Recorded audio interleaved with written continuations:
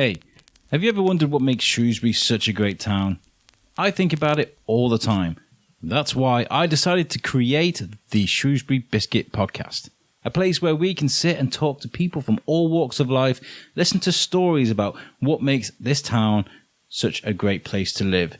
We're going to be talking to authors and historians, artists and musicians, entrepreneurs, and people that have got great stories to tell about this town. Welcome to the Shrewsbury Biscuit podcast.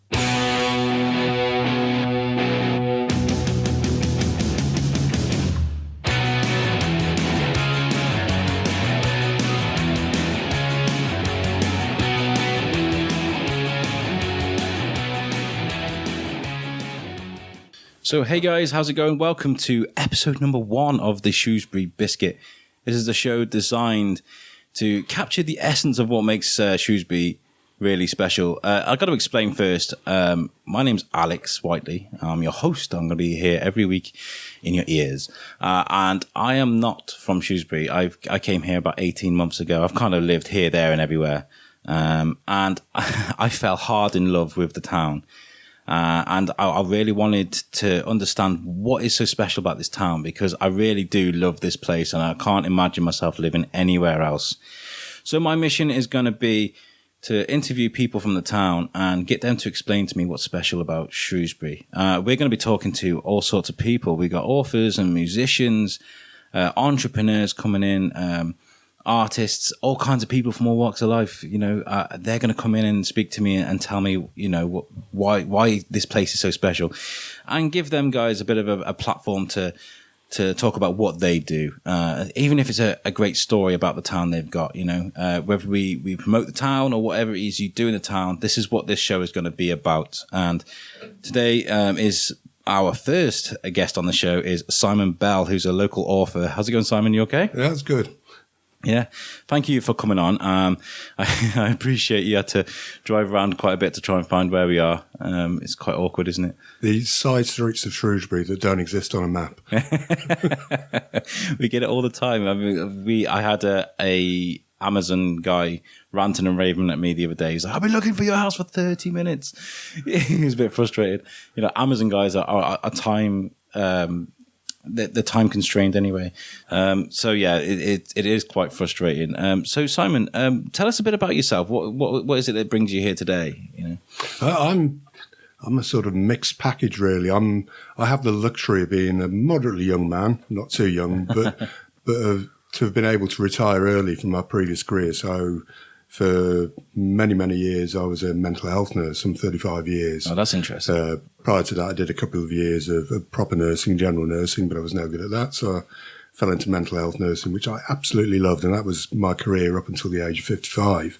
And I worked in various branches of that sphere of healthcare, from hospital environments through to the community, through to sort of 22 years of dealing with suspects, defendants, offenders, people who came to the attention of the police and the courts and probation, prison service, whenever there were concerns that they may have mental health problems. So that was career-wise, in a small nutshell, what I did. Who am I beyond that? I'm a husband. I'm a dad. I'm a Salopian, not by birth, but my parents moved here when I was a young child, so I'm an adopted Salopian.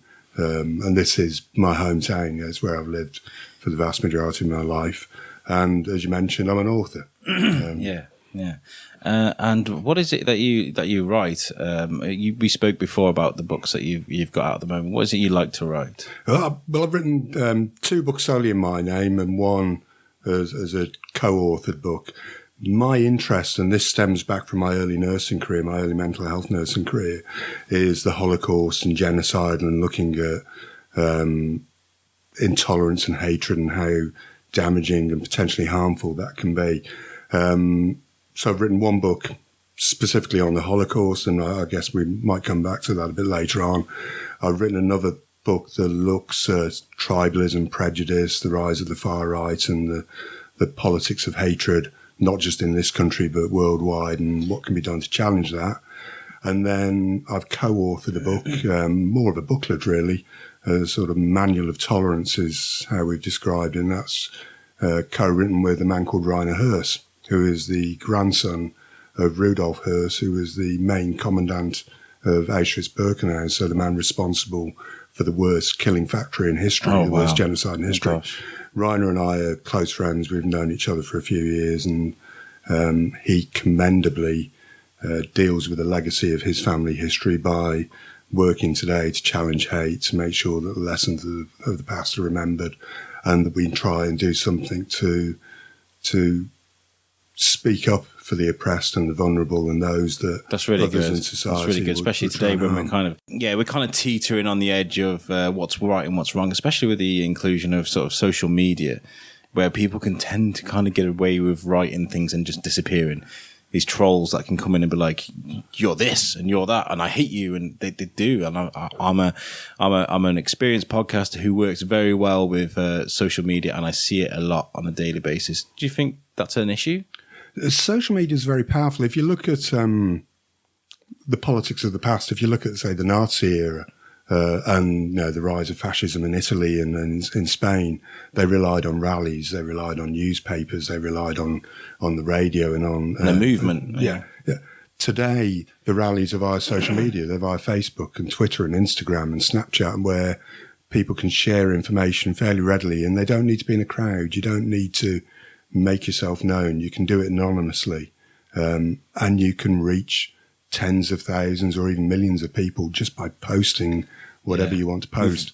And the algorithms of social media. Yeah, we've all seen that spider chart where those posts will reach out to people who are of a similar mindset or who are receptive to that. It becomes almost like confirmation bias, that if you lean towards conspiracy theories about the moon landing, you'll get lots of information popping up on Facebook or Twitter or wherever about the falseness of the moon landing or the Kennedy assassination or the death of Princess Diana. And YouTube is terrible for that, because you can type in how to boil an egg and you can watch that video, and within like 5, if you click on the videos that are linked to that, if you click on one and then click on another, just going on what it suggests for you to listen to, I think within about 5 or 6, 7 even clicks, you're talking about conspiracy theories. And that's because you're talking about algorithms, and algorithms talk on averages. They kind of what's more likely to be clicked, and it's because so many people look at these videos that it thinks you want to look at it.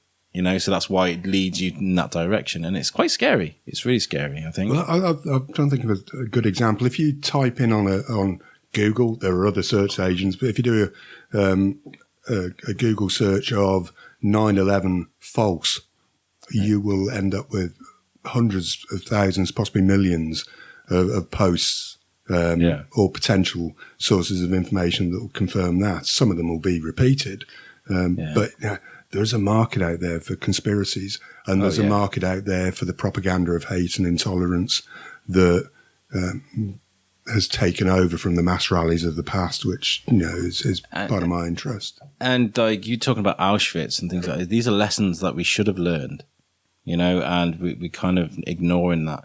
So do you think it's a generational thing? Do you think it's something that we'll always go back to?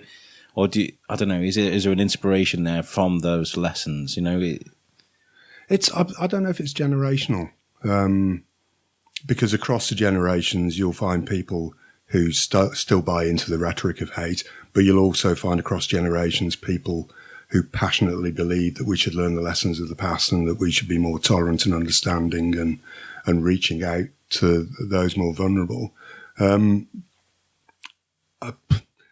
Is it generational? Probably not. I think people have always been tribal, and that's an issue. And if you live in the strange world that I live in, which is constantly researching the Holocaust and other genocides, you'll find a repetition in the words used. The targets change, and the method of conveying a message might change, but by and large, the language is the same.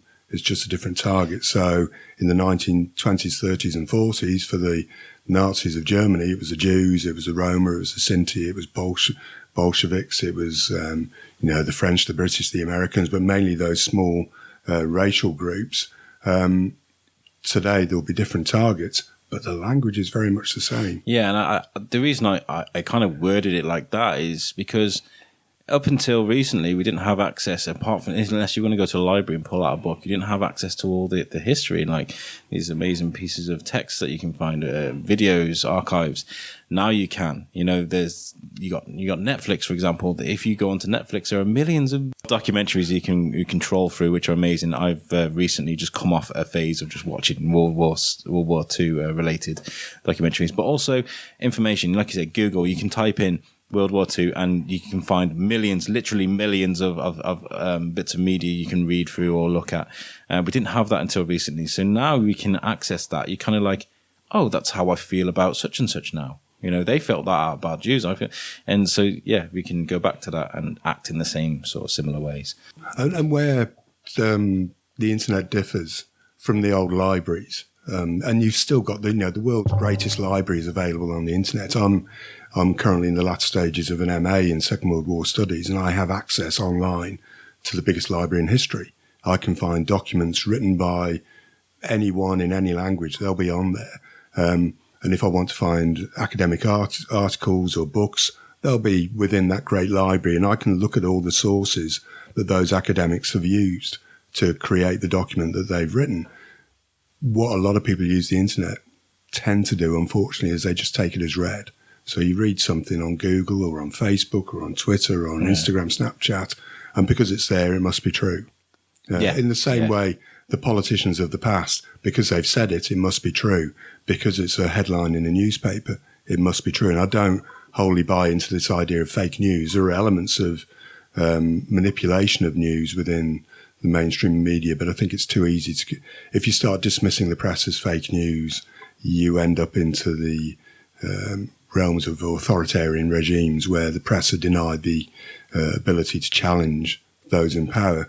But there is an element that, if you see it on a headline or in a social media blog or whatever, because it's there, it must be true. Because a politician says it must be true. There was famous Nazi propagandist Goebbels, who said as early as 1927 that, in talking about not needing to provide proof in propaganda, that Jesus didn't have to provide proof with the Sermon on the Mount. He merely had to say the words and he was believed. And some of the propagandists of the Nazi era and other eras didn't have to provide proof. People today don't have to provide proof. So you'll find online, and you'll find it with some politicians and elements of the press, that they'll say things repeatedly, and those will be repeated by other people. And if they say them with conviction, they're believed, they must be true. Very few people challenge them, and people don't challenge the information that they access. So you can look at Wikipedia. Wikipedia would never be used as an academic source. No, because anybody can go and write anything on Wikipedia. I can create a Wikipedia and say that Daffy Duck was the 5th president of America or something. You can write that. And someone will believe it. Yeah, and someone will believe it. So how do we combat this? How do we go ahead in this day and age? How do you stop this propaganda, this kind of spread of hate? It's like wildfire, isn't it? How do we stop it? Is there a solution? There's multiple approaches. One is get people to consider the nature of propaganda. In one of my books on the tribalism and prejudice book, I looked at some of the research into the power of propaganda and who was more susceptible and receptive to propaganda. Propaganda, when it's anti another group, tends to look at the in-group and the out-group. The out-group are the other, and there'll be a minority group or some group who are less powerful than the majority or more powerful group within the community. Propaganda tends to look at the difference with people and emphasising that. It'll look at, say, for instance, with migrants, people coming into a country, that they present an economic threat or a symbolic threat. So the economic threat is that people are taking all our jobs, our housing, our hospital places, our schools, and all those sort of things. The symbolic threat is that people may be trying to change our culture, our language, our way of life, our religion. Certain groups are more receptive to certain types of propaganda, and there's research to back this up. By and large, and not entirely, people who are less well educated, so people who haven't gone to college, haven't gone to university, don't have higher grade vocational skills, so they're not professionally qualified, tend to buy into the idea of economic threat fairly readily. They'll accept it. people who are better educated or within the professions, and this doesn't cover all because it will apply to both, tend not to buy into solely the economic threat, but they will believe the idea of symbolic threat, that people are going to change culture, language, way of life. Both the less well-educated and well-educated will buy into elements of both. The better educated people, those who are more willing to question, will question propaganda. They're receptive to an alternative opinion. There's a chunk of the population who won't question it at all, so they hear a message and they believe it. Very little is going to change their point of view. So merely saying you're wrong won't work. We have to change the way people think. So get them from almost from day one in school, get children to question the information they're given by teachers, to seek out sources of information when they're doing a history project, when they're studying a poet or a writer or an artist or some period in the past of Britain or Europe or anywhere else. Get them to question sources, get them to access other sources, look at different opinions, look at why someone is conveying a message and whether they may have an agenda and what that agenda is. When they hear a message that sounds appealing, consider whether there are alternative messages and try and balance them out. So for me, I think part of the battle is getting people to question, but also getting people to look at the past. Because if we don't learn from the past, we're destined to repeat the lessons or destined to repeat the mistakes.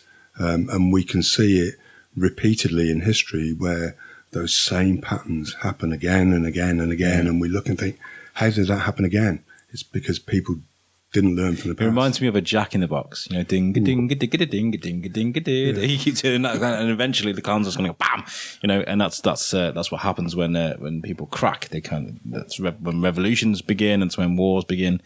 So look, you're an author. How did it happen? How did you become an author? What made you suddenly click and go, I want to write books? What happened there? It started with one book. It started with the book on Auschwitz-Birkenau, which I don't know if we'll talk about that in more detail. We can do, yeah. But that became a work of passion for me. It was almost a madness. I was writing till 1, 2 in the morning and then going to work the next day. I was getting up at 5 in the morning because words would occur to me that I had to write down. The passion behind that book came from visiting Auschwitz-Birkenau on a number of occasions, from meeting survivors of the camp and survivors of other camps within the Nazi regime and the Holocaust, the friendship with the grandson of the commandant of Auschwitz, being almost obsessively preoccupied with trying to make sure the lessons of the past were learned. And when I wrote it, being aware that too obviously in this country and in Europe and elsewhere in America and Australia, the rhetoric of hate was getting some traction. There was some popularity to some of the rhetoric of hate. So for me, it became almost an obsessive need that I had to write this book, that I had to write in a non-academic way that would be accessible to people who didn't know much about the subject, about the history of Nazism, about the history of Auschwitz, about the history of some of the people who were involved in the camp. Is it? Do you go full in on it? Do you go like with the details? Some detail. I've deliberately not put any pictures of death in there, or any black and white pictures at all. The pictures are black and white, but they're not all black and white pictures, because all the research shows that actually has a negative impact, particularly on a younger audience. If you do lectures on the Holocaust, the guidelines from the International Holocaust Remembrance Alliance are fairly clear. Avoid pictures of death, because a younger audience particularly will just see the dead bodies and naked bodies, and they won't hear anything else that's going on. So I've not gone into huge details of gore, but there are some details there, and certainly some of the survivor accounts talk of the horror of their experiences of what happened to them and what they witnessed. But I've looked also at some of the post-war experiments that tried to understand how people behaved in that way. The Stanford prison experiment, where students at Stanford University were allocated roles as prison officers and inmates, and within days they had to stop the experiment because the students who were prison staff, the warders, were brutalising the inmates, and the inmates were totally subjugated and broken. Wow. They had to stop the experiment within days. The Milgram experiment, where participants were convinced that they were safely electrocuting someone on the other side of a screen. So they'd ask this person questions, and if they gave a wrong answer, they pressed a button or pulled a lever that supposedly fired so many volts through that person. Wow. There was no electricity being passed. Ultimately, some of those participants were passing deadly doses of electricity through the person they believed was the other side of the screen because they were told it was okay.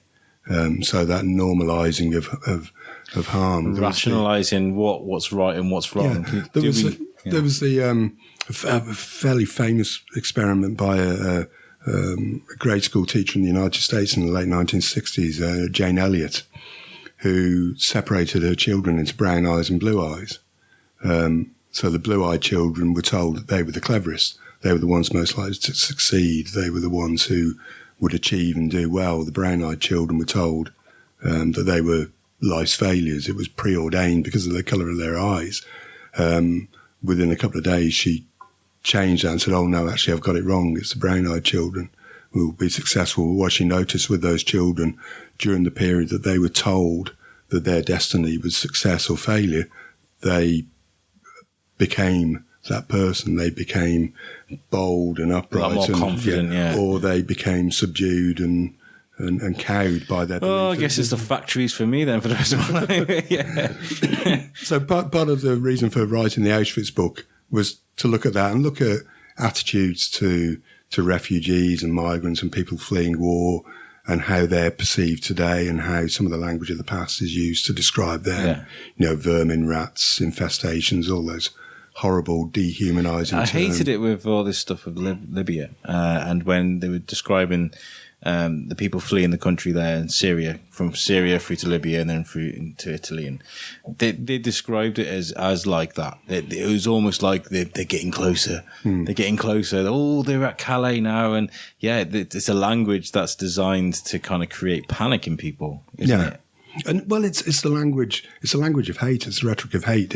It's that dehumanising. It's awful, and particularly when you look at what people are fleeing, they're either fleeing horrible social circumstances that we can't comprehend in this country. We're pretty comfortable in this country. There are very few people who are absolutely destitute in this country. Some are, and that needs to be addressed. But by and large, most of us have got a roof over our head, and we've got some means of funding. Well, there aren't bombs dropping on our head, that's for sure. I mean, there are a few issues with outreach in across the whole country, but we're seeing it more in Shrewsbury as well. But like you said, you're not getting artillery fired at you. You're not getting murdered in the street because of the colour of your skin or, what kind of God you follow. So yes, in the UK, we are kind of lucky. We are lucky. And that's what people want. They want sort of freedom. They want to be able to move around and live normal lives without being fired at.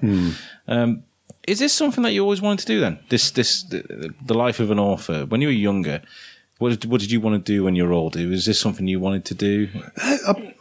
No, it wasn't. I had no great aspirations as a youngster. I was a fairly typical old secondary modern school boy. I'd failed my 11 plus, went to secondary modern school, quietly ploughed my way. Which school did you go to? I went to Baschurch. It's now the Corbett School. Okay. So on the outskirts of Shrewsbury, village 3-4 miles away from Shrewsbury. Okay. And I was a standard secondary modern school boy. I wasn't a high flyer. I wasn't overly successful. I did okay. I got a few CSEs. No one, I think, when I went to school, went to university. You can name 2 or 3 people within the 5-year period who went to university. It just wasn't a thing that happened in the mid-70s. We had expectations when we left school. You either went straight into work or you might go to college. So I went to what was Shrewsbury Tech, it's now SCAT, to do engineering qualifications for some bizarre reason because I had no acumen for mechanics or engineering. That's what I used to hear when I was in school, and that was like 2001. It was like, oh, you need a trade. You need to be a plumber. Go and be a plumber. I had great plans to join the Navy, and I'd worked out that if I got so many O-levels and other qualifications, I could go in as an officer cadet. So that to me was, a fast track to a bit more money and a bit more of a comfortable career. And they upped the requirements. So I did my time at Tech and they upped the requirements, which meant going back for another year. And I wanted to earn money. So I was a labourer for a year. Back-breaking physical yakka that nearly killed me every day. Sand in sandbags. Yeah. Quicker. And then I fell into nursing. So in 1979, I'm not quite sure how I fell into it, but I did. I worked in the casualty department at the Royal Shrewsbury Hospital. That was the only casualty department for the whole county at the time. So everyone in Shropshire who needed A&E care came in there. Did that for a few months. I was a general nursing student for a while. Did a stint in mental health as a placement and fell in love with it. Ended up leaving one training, working in mental health care, and did so for 35 years from then on. And I work in support. I work around support, and I realise that you do need a lot of empathy to do a job like, especially with mental health.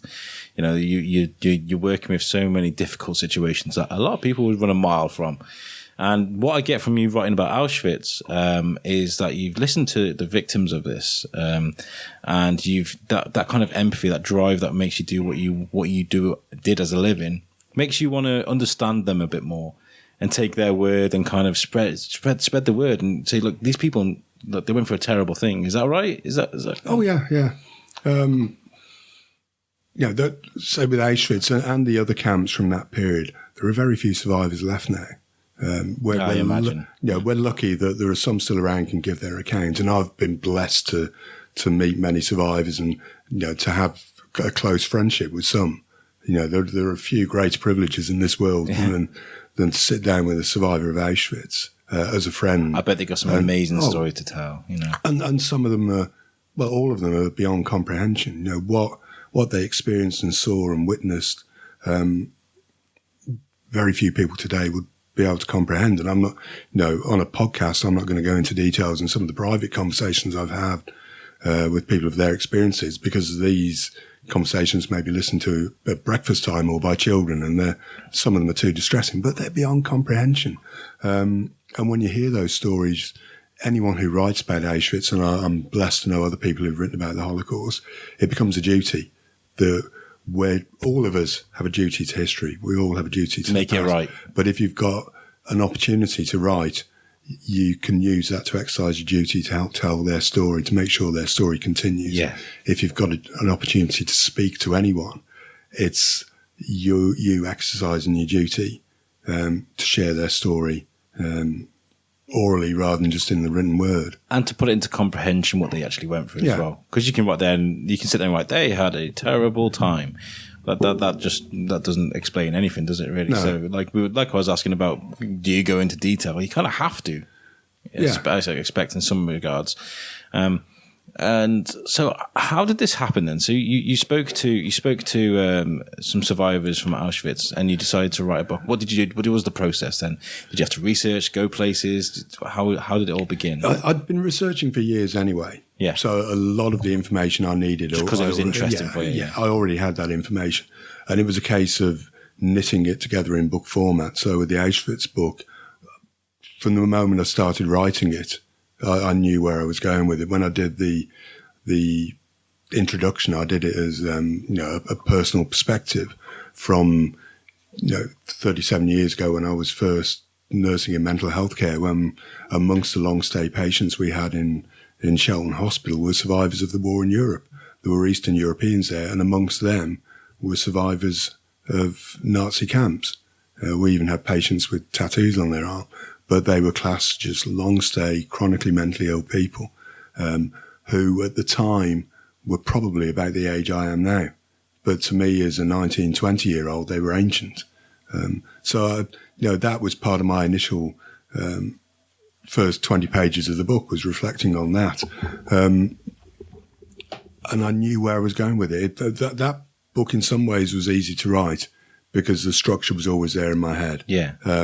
I knew I had my own obligation to history to put something in writing. I knew it was never going to be the greatest seller in history, but at least I would have done my bit. You've said what you wanted to say. Yeah. You've got it off your chest.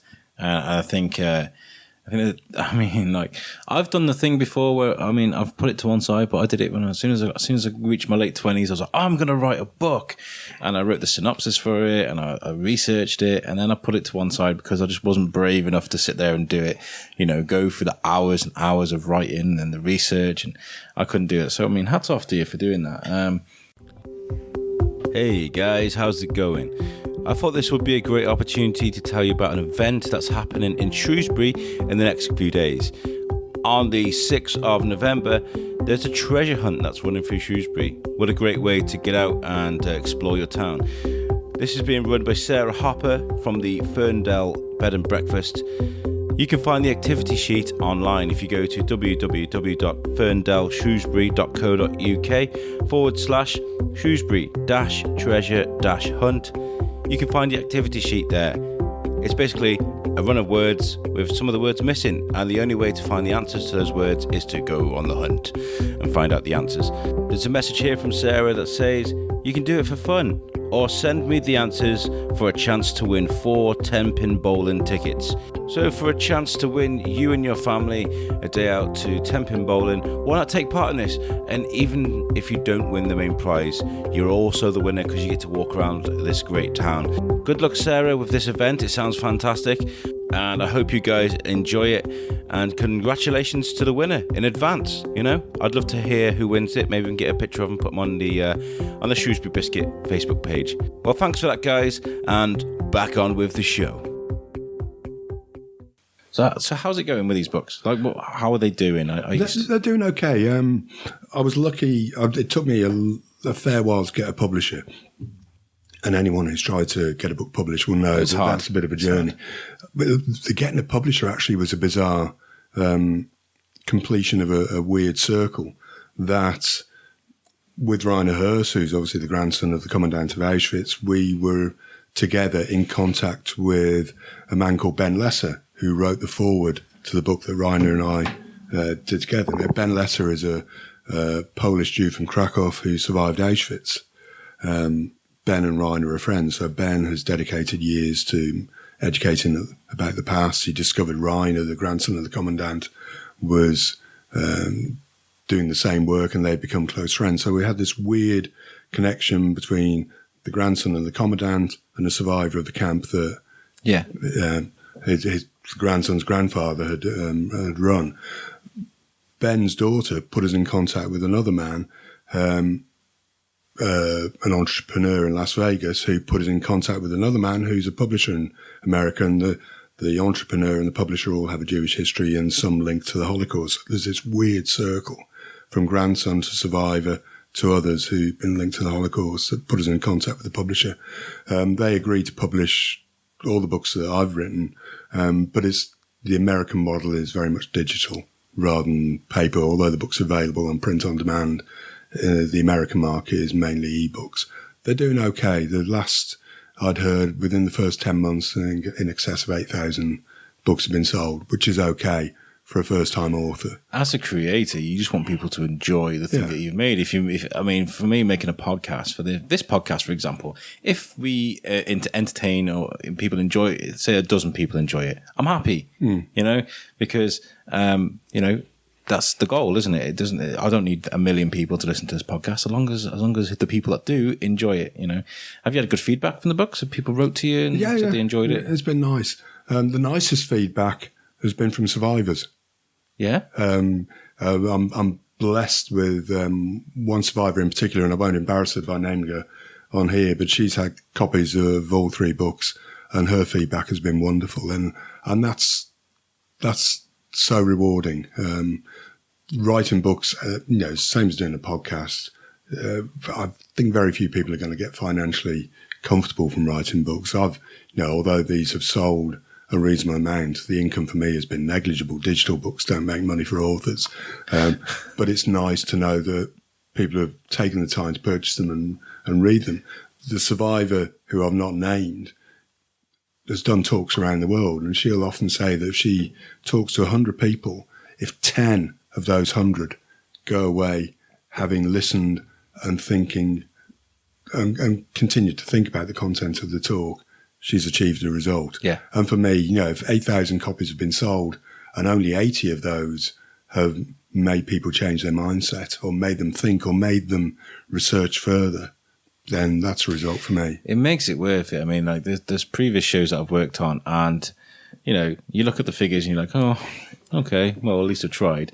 But then you get a letter through or a message or an email or something that somebody's thanking you for you making their day a bit better, and you're really humbled by it. You're like, oh, well, let's carry on doing it then, because it makes it worth it. And with publishers, it is difficult, because when I was writing my book, I was so cocksure. I was kind of like, yes, I've got an amazing idea. People are going to want to buy it off me. So I was ringing up publishers, emailing people, and they got back and they were like, yes, so that's going to be £2,500. And I was like, what? You want me to pay you for my idea? And that kind of threw me a bit. So, you know, that was kind of scary. So what have you got in the pipeline at the moment? Are you writing stuff at the moment? The pipeline at the moment, I'm not writing any more books at the minute. When I retired in 2016 from nursing, Yeah. I have to say I was lucky that I could take early retirement because of my status as a mental health nurse. Yeah. That was almost immediately followed by starting an MA. So I'm coming to the end of that, and I'm sort of up to my eyeballs in dissertations. I'm doing some work on an event called the Holodomor, which very few people know about. It's classed as a genocide of the peasant population of Ukraine in 1932, 1933. Okay. How do you say that? What's it called? The Holodomor, Holodomor. Okay. And it's from Ukrainian. It means terror hunger, I think. Okay. So it sounds like Holocaust, but it's a different linguistic root. It was an enforced famine on the peasant population of Ukraine. Some 4 million people died. I remember hearing in about 2 this. years. It's terrible. Yeah. It got very little publicity because it was of the Soviet regime. Just history was hidden.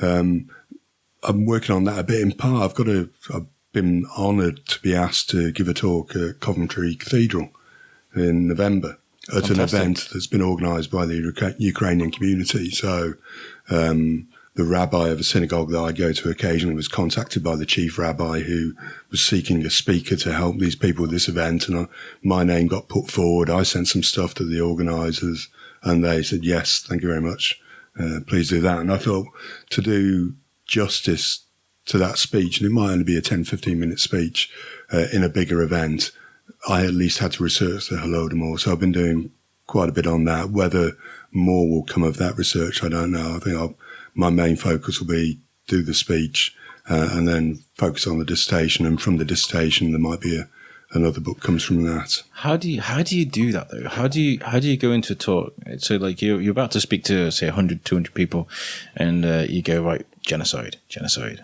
and go. How do you do that? Do you have to get yourself into the mindset, or does it just come natural for you? I'm lucky. I'm not by nature greatly self-confident. I've managed to talk myself into being confident in certain settings. This is a familiar story. In part, my old job, the last 22 years of the job, I had to give evidence in court virtually every day.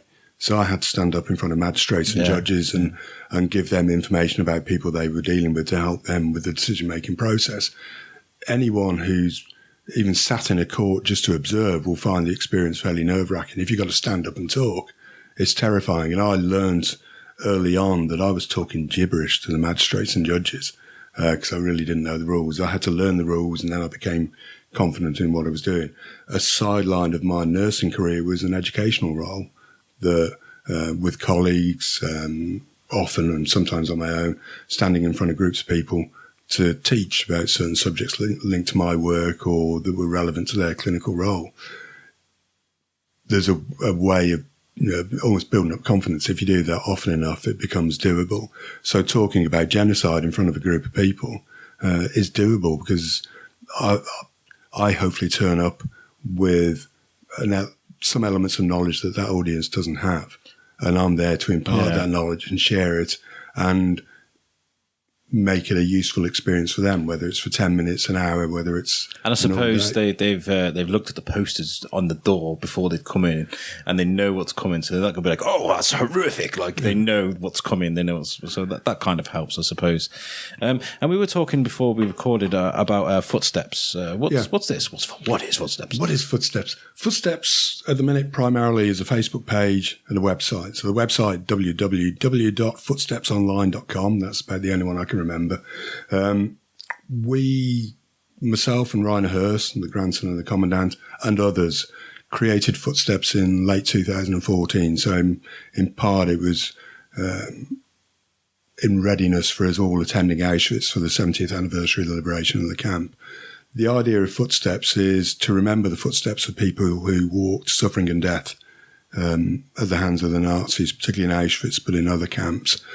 So we use footsteps particularly to remember where their feet had been, but also to ensure that we remember the past and learn the lessons from the past. So challenging hate today, speaking for the oppressed, remembering other genocides that have been acknowledged, genocides that have yet to be acknowledged, because there are genocides going on now that the United Nations hasn't really got a handle on in Myanmar.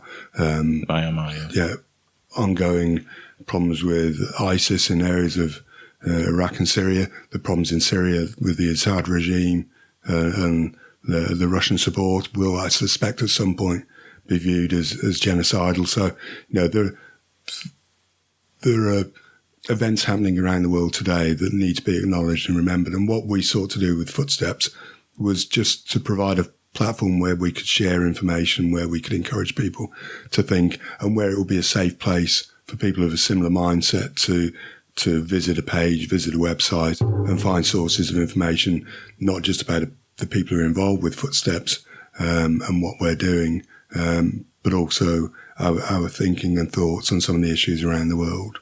So do you gather quite a few crowds for that then? Is it quite a big, popular thing? It's not huge. One of the difficulties with Footsteps is that the main people involved with it, myself in England, Rainer in Germany, friend Simona in the Netherlands, another woman, Inga, in Germany. So we're spread across 3 countries, and that causes geographical difficulties.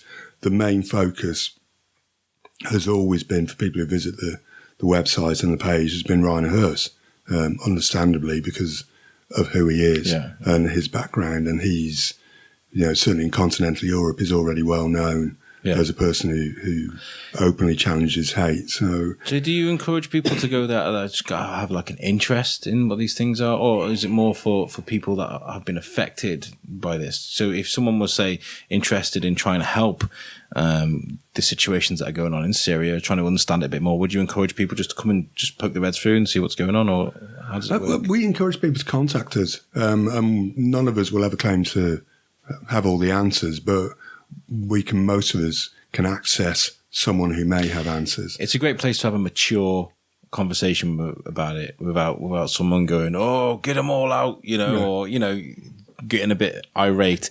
And that's, I think that's exactly what we need. We need a format of talking about this, about people losing their minds, because they do, we talked about that before. So, like, when like I said, I'm a creator. People look at podcasts and like, ooh, it's a podcast. But there's a lot of writing, there's a lot of planning, and there's a lot of editing going involved. And sometimes it's great just to switch off the computer, turn off my phone, and just relax and do probably nothing. Sit on an Xbox or read a book or something. When you're researching for your MA and things like this, what do you like to do to relax? Is there anything that you prefer to do? Hobbies or anything like that? I'm not a great hobby person. My hobby is always, one of them has always been reading. Oh, there you go. I love non-fiction stuff. So the MA fits in with a hobby as well. But I have to switch off from that. You can't spend all day. You burn yourself, even if it's a passion. You burn yourself out. All day, every day about genocide isn't healthy. No. Simple things, just relaxing, walking with my dog, popping into town, enjoying Shrewsbury. Even if it's just for an hour. I love walking around Shrewsbury. It's therapeutic. Going to Attingham Park, walking along the River Severn, walking around the quarry. The Quarry is one of the best places to go, I think, to wind down. Unless you drag in along a 3-year-old who's learning to ride a bike and likes to complain about everything. Even then, it's fun. Been there. You've got to turn the pedals round and round, son, round and round, keep going, and then stop. No, yeah, it's quite fun.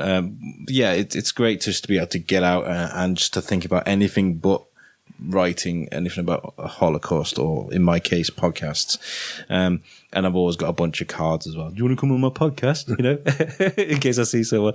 I'll tell you what, right? You've got a list of books here. Let's give your books a plug. Let's give people a name to these books, so that if they do want to go and check them out, you can. Yeah, I've just looked as well. They're on Amazon if you want to download them on digital. They are. That's right. Yeah. They're available digital or print on demand. Yeah, The price, I have to say, with the print on demand was set by the publishers, not me. So probably more than I would charge. But if people have got access to Kindle, potentially you can get them for free, depending on whether you've got Kindle Unlimited. So there are 3 books. The first one, Auschwitz-Birkenau From Hell to Hope, and hope is followed by a question mark, and that to me is integral to the title. It's do we have hope? Yeah, is it? Yeah. Yeah.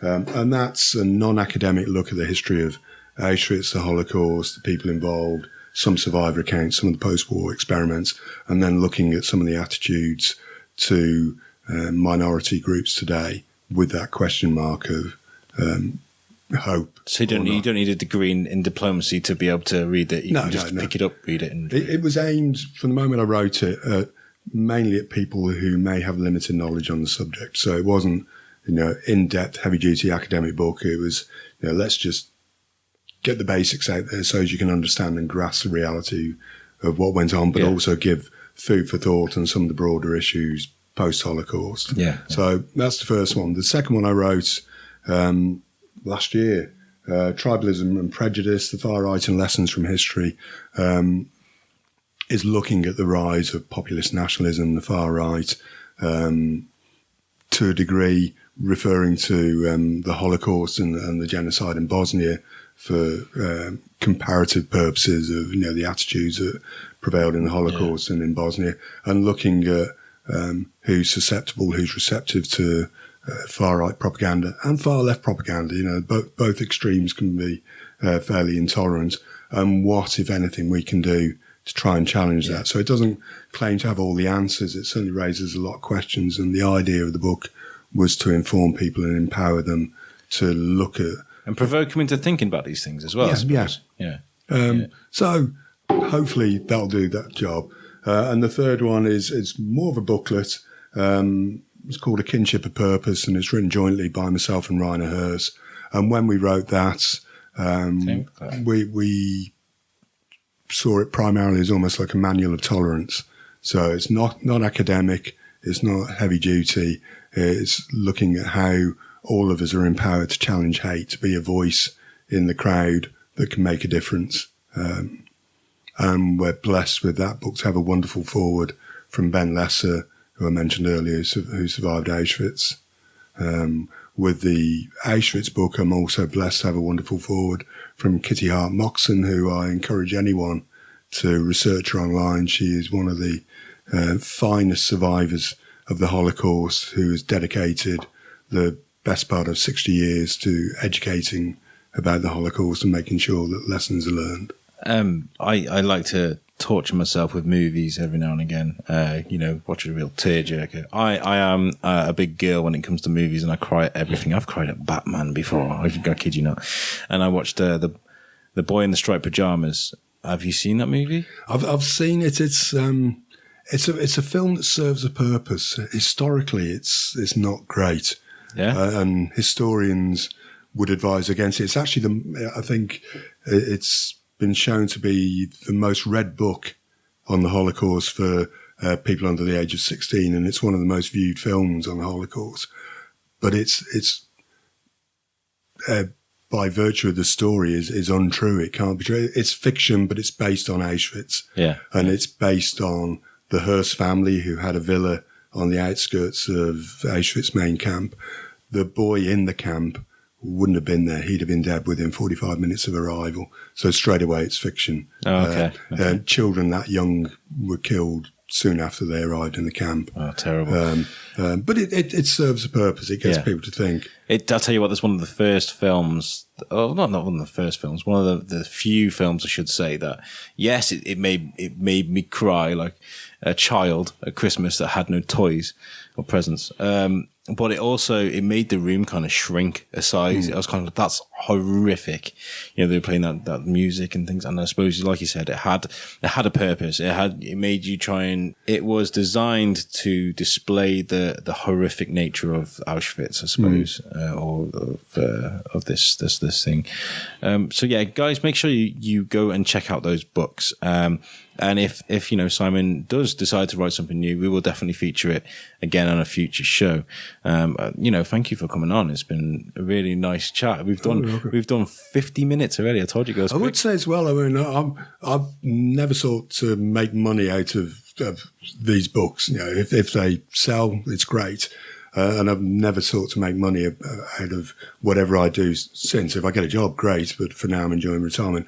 But if people visit my author page on Facebook and contact me directly, if anyone is organising an event where they want a speaker, for some tea and biscuits, I'll come and do it. Yeah. I'm happy to come along. That's fantastic. So if you guys would, I mean, where would what kind of facility are we talking? Nursing homes? Would they be a good place to kind of go and speak to people? Churches, maybe? I mean, where would you? Anyone who's interested in the Holocaust, who's interested in learning the lessons of the past.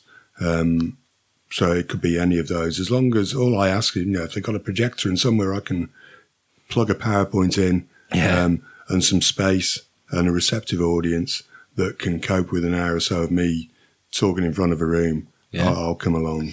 Yeah, we were in touch with a few people. I mean, there might be a few people listening to that might think that's a great idea.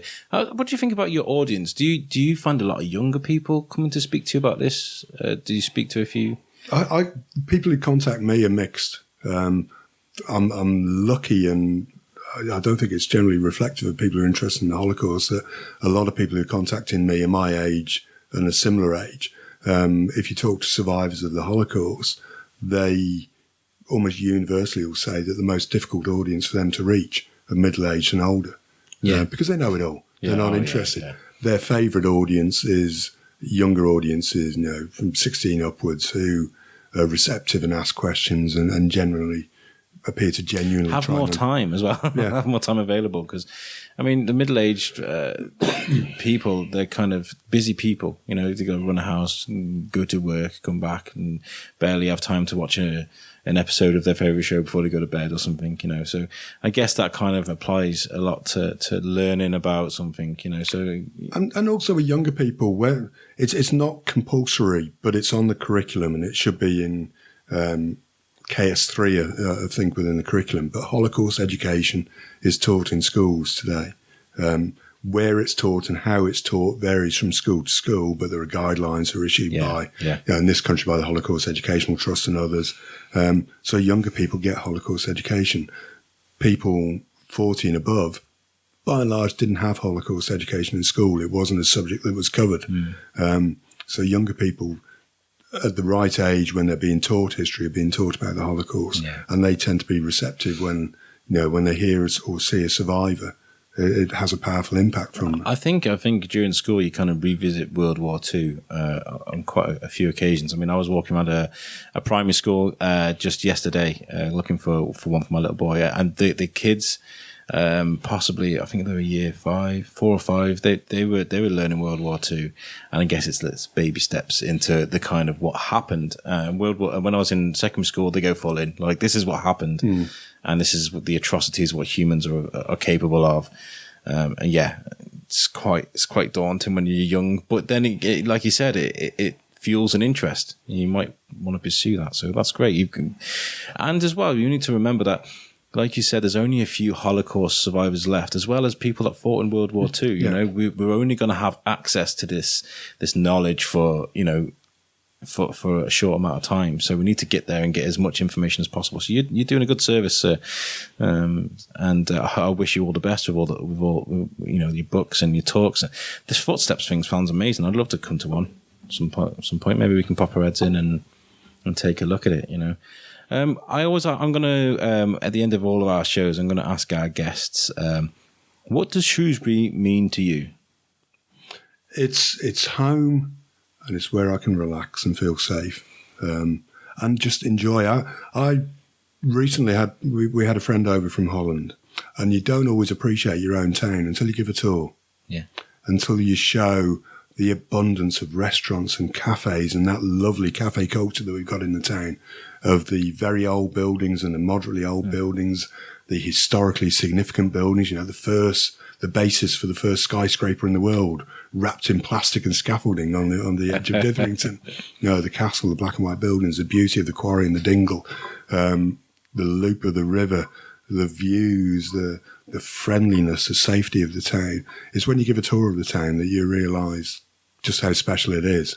We think we know, but bring someone from out of town here and give them a tour. And I think anyone who's listening, who's from Shrewsbury, who knows a reasonable amount about their own town, get them to give a tour to someone else. Yeah. And you see it. I occasionally bump into people in town who look lost. We all do. You'll see someone with a map who's come from another town or another country. And the amount of times I've stopped and said, you're lost, you know where you're going. And you're the fourth person who's asked me that. Yeah. And that, I think, speaks volumes about Shrewsbury, that, someone who's lost, by and large, can expect someone to come up and offer to help. It's not a perfect town. It's got its problems. We mentioned, the awful and sad situation with homeless people in Shrewsbury. And I hope a compassionate and decent solution is found to that. So it's not a perfect town. And it has its crime and, slightly rougher spots, the same as everywhere else, but it's also quite magical. I find the town changing me as well. I mean, this is a funny little story. I was waiting to go in a meeting. I was outside Windsor Place, and outside the parade, there's this elderly gentleman wandering around, and he was literally wandering around doing a U-turn, coming back, wandering around doing a U-turn, coming back. I was like, this guy's lost. I need to go and speak to him. So I was doing the thing, walking up. I was about to speak to him, and then he turned the device he was holding in his hand, and he was playing Pokemon Go. And I was like, yes, you go, man. And he's easily in his 80s. So I was like, yes, you go. Wonderful. He's getting his exercises going out and he's catching those Pokemon. So, thank you, Simon, for coming on the show. We'll, if you got something coming out soon, we'll definitely come back on the show. But it's been an absolute pleasure talking to you. Show number 1, interview number 1 for the Shrewsbury Biscuit. I feel greatly honoured. Thank you very much. It's fun. Guys, if I could ask you just to give this episode a bit of a like and a share and get the good word out there, because this show is not just designed to promote Shrewsbury, it's also to let people of Shrewsbury listen to the warm stories about their town. If you want to get in touch with me about any stories, if you want to add anything to what we've talked about today, you can find us on Facebook, Instagram, and we're at the Shrewsbury Biscuit Podcast. On Twitter, we are at Shrewsbury B1, because they wouldn't let us have the Shrewsbury Biscuit Podcast. It was too long. So yeah, make sure you get in touch with us on social media, give this a like and a share, and make sure you join us next week. So thank you very much. Thank you, Simon. Thank you. Thank you very much. Bye for now.